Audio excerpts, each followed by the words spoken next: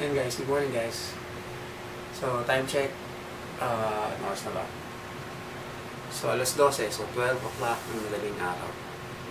So, gagawa tayo ng video ngayon. So, plano ko sana kanina, pagkagising ko, sabi ko, kakain ako ng kwek-kwek bago ko sunduin si mami. Pero kasi last time na kumain ako ng batchoy, nagtatampo siya, hindi ko siya sinama. So, ngayon, sunduin muna natin siya, tapos saka tayo kumain ng kwek-kwek. Kasi favorite niya yun eh. So, tara, samahan niyo ako. Yan, take off na tayo guys.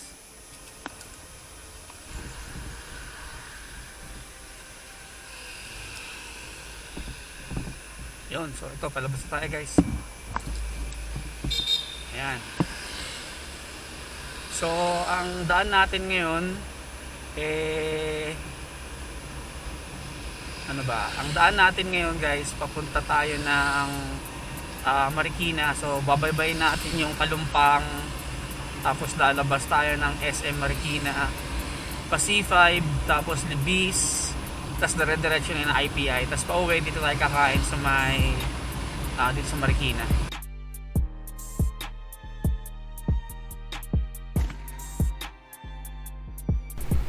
Nung sinilip ko yung orasan ko, nakita ko na 15 minutes na lang pala at mag-out na yung susunduin ko. Kaya medyo bibilisan ko na tong biyahe natin para umabot ako sa oras ng labas nila.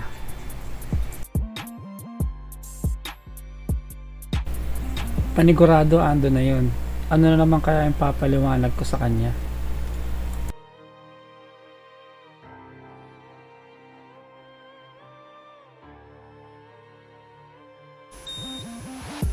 Yan na siya guys, malapit na dito.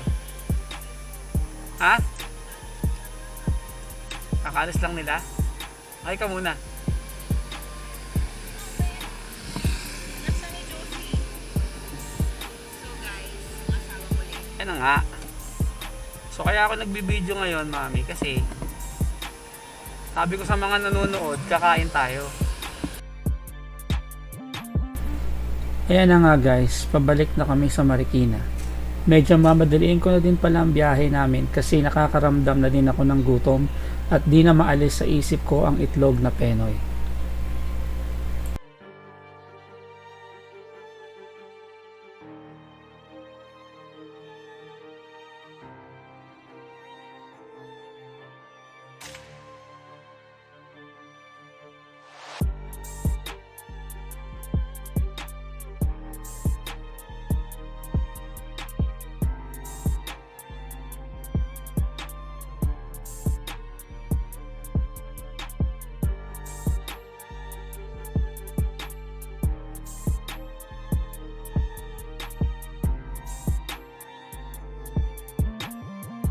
Guys, so dyan tayo kakain.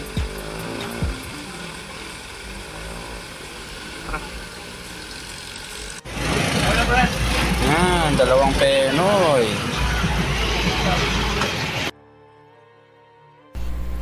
Paano guys, talo-talo muna tayo ha.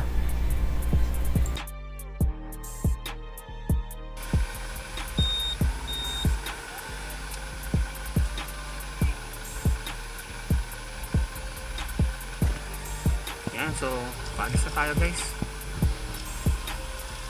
Busog ako dun ah.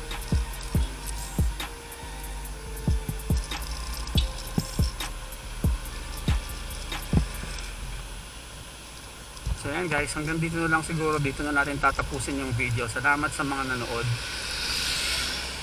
So abangan nyo na lang susunod na gagawin namin yung video guys. Maraming salamat. Paalam po.